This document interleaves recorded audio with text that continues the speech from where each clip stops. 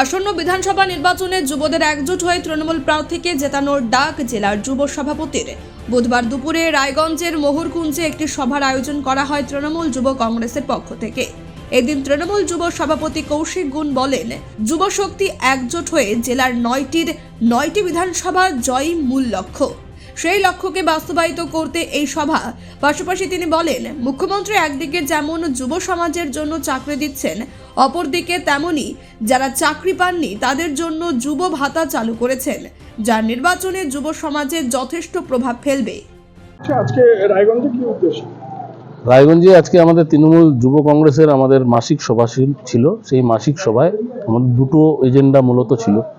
আমরা 2249টা বুথের বুথ সভাপতি এখান থেকে ঘোষণা করলাম এবং আগামী 7 দিনের মধ্যে ন্যূনতম 10 জন করে বুথ কমিটি আমাদের ঘোষণা হয়ে যাবে এবং 10 জন করে থাকবে, তার বেশিও থাকবে, 32-33 জন। এবং আমরা তৃণমূল যুব কংগ্রেস আজকের মঞ্চ থেকে অঙ্গীকারবদ্ধ হলাম যে 9টা সিট আমরা মমতা বন্দ্যোপাধ্যায় এবং অভিষেক বন্দ্যোপাধ্যায়ের হাতে তুলে দেব।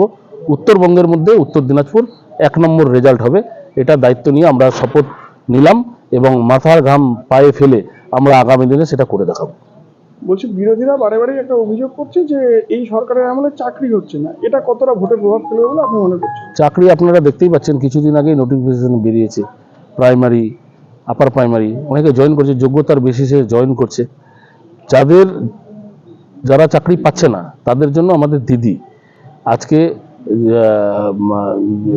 যুব সাথীর নামে একটা প্রকল্প করেছে, যে প্রত্যেক বিধানসভায় 15 ফেব্রুয়ারি থেকে 26 ফেব্রুয়ারি পর্যন্ত হচ্ছে ফর্ম বিলি হবে, ফর্ম জমা নেওয়া হবে এবং 1 এপ্রিল থেকে তাদের অ্যাকাউন্টে 5 বছরের জন্য যতক্ষণ পর্যন্ত চাকরি না পাচ্ছে 1500 টাকা করে তাদেরকে সাহায্য করবে। এটা একটা আলাদা উদ্দীপনা, একটা আলাদা উৎসাহ আমাদের যুবদের মাঝে।